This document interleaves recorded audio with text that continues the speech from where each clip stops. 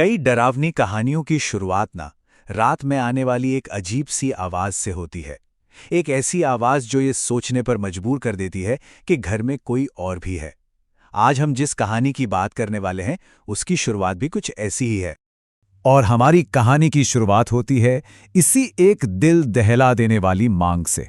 एक ऐसी मांग जो सुनते ही एक भयानक माहौल बना देती है। चलिए इस खौफनाक कहानी की तह तक चलते हैं। तो ये कहानी हमें ले चलती है नदी किनारे बनी एक बिल्कुल सुनसान हवेली में, जहां एक परिवार इस बात से एकदम अनजान था कि उनकी जिंदगी का सबसे भयानक सपना अब सच होने वाला है।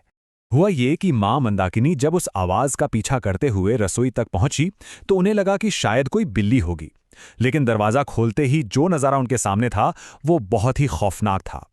अब जरा सोचिए, पूरा परिवार गहरे सदमे और उलझन में था।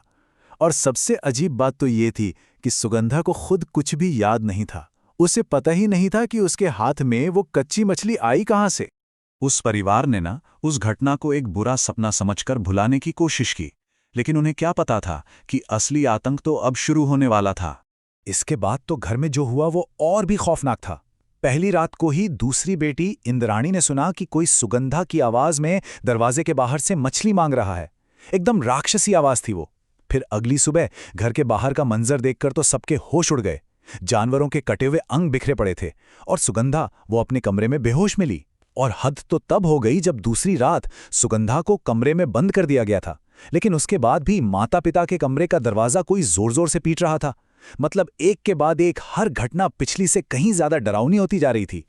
तो सवाल ये उठता है कि अगर सुगंधा अपने कमरे में बंद थी तो फिर ये सब कौन कर रहा था। बस इसी सवाल ने उस घर में एक भयानक पहेली खड़ी कर दी। और यहीं पर परिवार के पुराने नौकर भुवन ने पहला सुराग दिया। उसने बताया कि ये कोई और नहीं बल्कि मेछो भूत है। देखिए, नदी किनारे के गांवों में ना ऐसी कहानियां बहुत मशहूर होती हैं। एक ऐसी आत्मा जो एक बार किसी को पकड़ ले तो आसानी से पीछा नहीं छोड़ती। अब जब घर का कोई भी कोना महफूज नहीं था तो हार कर परिवार ने एक तांत्रिक को बुलाया। उन्हें लगा कि वो सुगंधा के अंदर की आत्मा से निपट लेगा, पर यहीं से कहानी ने एक ऐसा मोड़ लिया जिसकी किसी ने कल्पना भी नहीं की थी। ये इस कहानी का सबसे बड़ा टर्निंग पॉइंट था। तांत्रिक ने सुगंधा पर अपने मंत्र पढ़ने शुरू किए, लेकिन बेहोश पड़ी सुगंधा पर कोई असर ही नहीं हुआ। और तांत्रिक फौरन समझ गया कि सब लोग गलत जगह देख रहे हैं, आत्मा वहां है ही नहीं। और तब जाकर उस खौफनाक सच से पर्दा उठा। वो आत्मा, वो मेछो भूत अब सुगंधा के शरीर में था ही नहीं। उसने बड़ी चालाकी से अपना ठिकाना बदल लिया था और वो अब उसकी बहन इंद्राणी के अंदर था। तांत्रिक ने पूरी बात समझाई कि जिस रात सुगंधा ने दरवाजा पीटा था उस रात दरवाजा इंद्राणी ने खोला था। और बस उसी पल वो मेछो भूत सुगंधा को छोड़कर इंद्राणी के शरीर में चला गया। मतलब घर में जो जानवरों को खाने का काम था या दरवाजा पीटने का काम था, वो सब इंद्राणी ही कर रही थी। चलिए, अब असली दुश्मन तो सामने आ चुका था। अब बारी थी आखिरी मुकाबले की। तांत्रिक ने उस चालाक और ताकतवर आत्मा को हमेशा के लिए खत्म करने का एक पक्का प्लान बनाया। देखिए, तांत्रिक का प्लान बहुत ही सटीक था।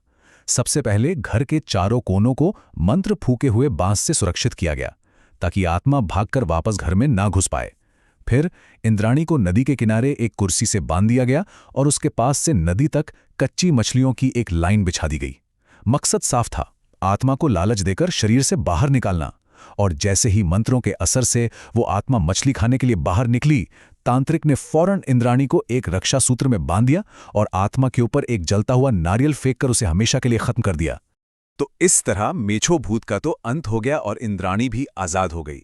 लेकिन उस परिवार पर इस खौफ का ऐसा असर हुआ कि वो उसी वक्त उस हवेली से चले गए और फिर कभी लौटकर नहीं आए। वो डरावनी हवेली एक बार फिर अपने सन्नाटे में अकेली रह गई।